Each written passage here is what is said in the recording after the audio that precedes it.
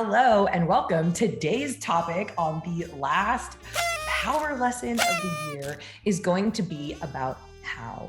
How do we encourage our husbands, wives, friends, lovers, roommates, partners, kids, family, friends, all of those people? How do we get them to stop sabotaging our weight loss efforts, right? And even a lot of times they have the best of intentions, right?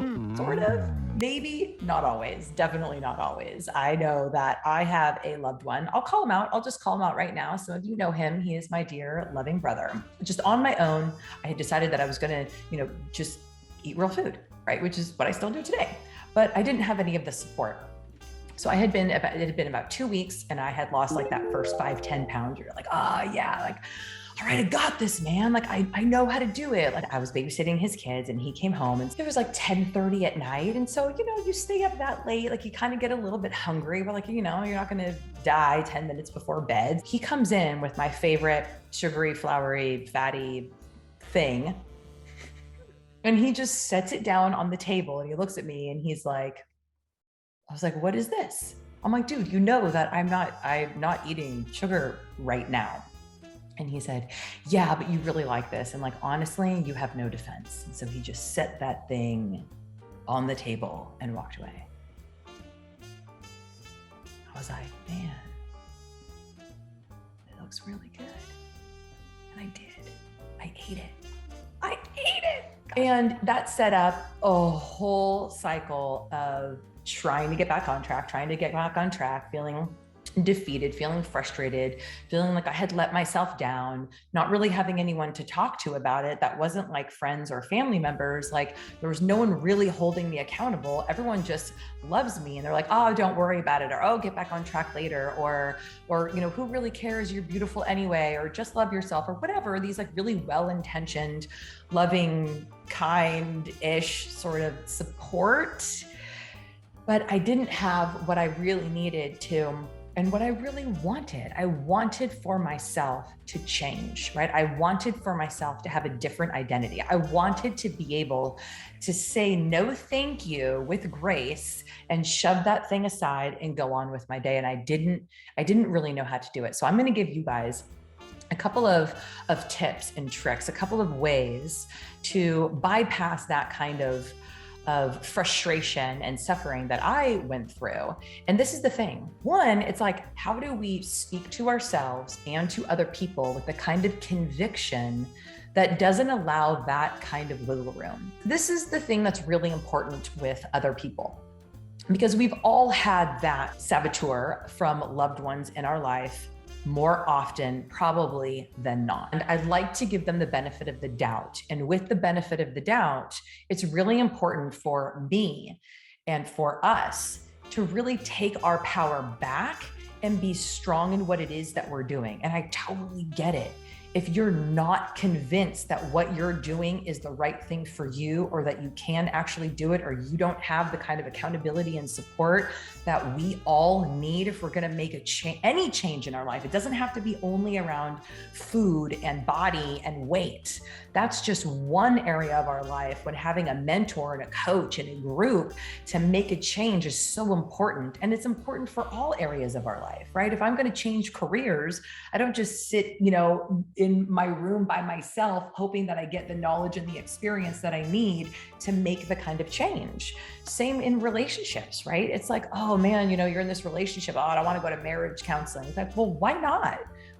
Seek wise counsel, seek advice and support and accountability and understanding beyond our own. That's how we change. That's how we grow. That's how we mature. That's how we really move towards our goals, our specific goals. It's going to be really important that you are really clear on what it is that you want. Feeling comfortable and confident in our body, having a good relationship with food, a healing relationship with food, where we're not like on and off and good and bad and all of this judgment around it.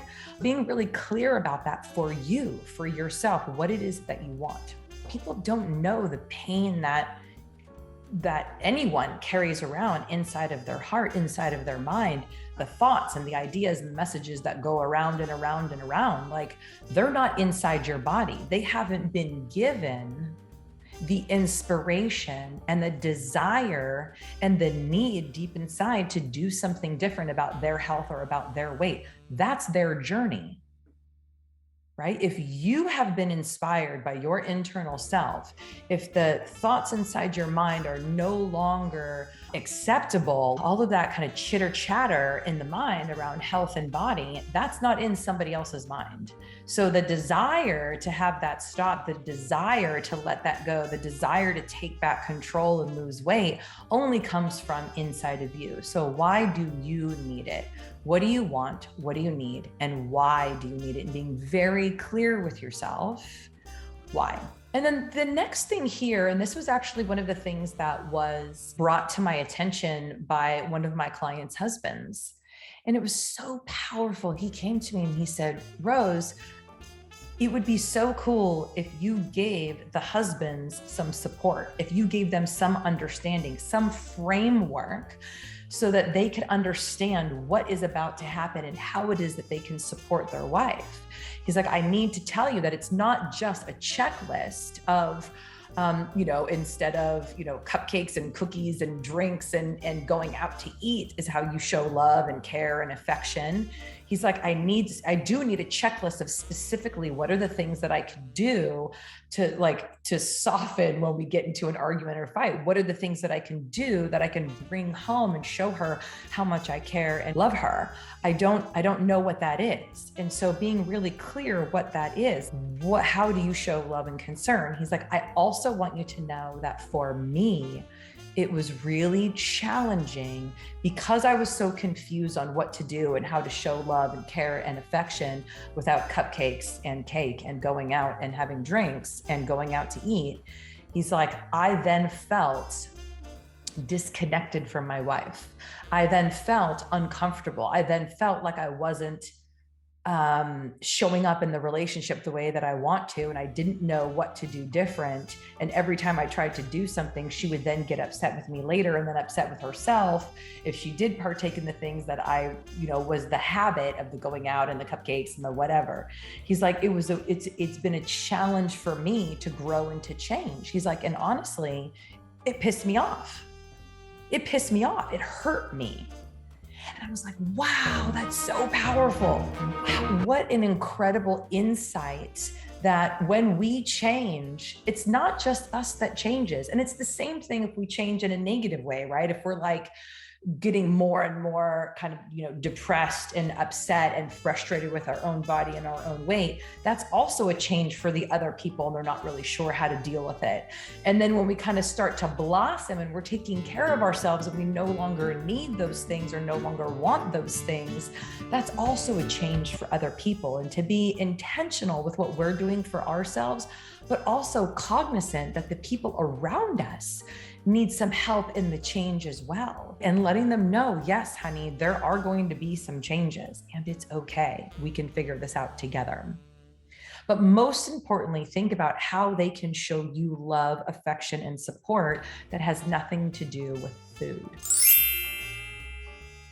That takes us really knowing what it is that we want. And you know what's really honest too, if we're going to be totally honest with ourselves?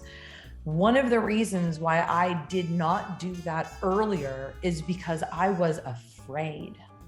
I was afraid that if I really came into myself, if I really owned that I want and need and desire to be healthy and vibrant and free and alive, that somehow that meant that I would never then be able to have cake again, or that I would never again be able to go out to eat again, or that I would somehow be missing out on something, and I would have to say goodbye to a part of myself that I didn't want to say goodbye to.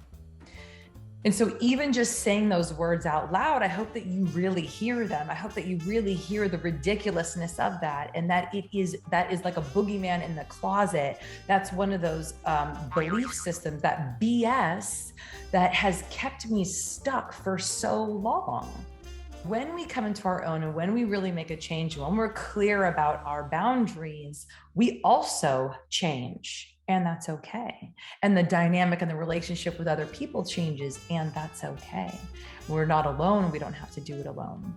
Oh, so powerful. So you guys, we are closing this year now. Our, holiday season is coming to an end next weekend. And this is really such an excellent time energetically in terms of like our clarity and our forward movement to really come together and be very clear on what it is that we want and how it is that we want to move forward, especially when it comes to our health and releasing any of the unwanted weight, especially if you gathered some through the holidays or through the last couple of years that have been wild and all of the stress. So how can we make it easy? How can we make it simple? How can we make it fun? I'm so looking forward to supporting you and seeing you. It's all going to go live in this group. Ladies, let's button those jeans again, your private Facebook group. So we'll see you on Sunday at 10 a.m. All right. I love you so much. See you then.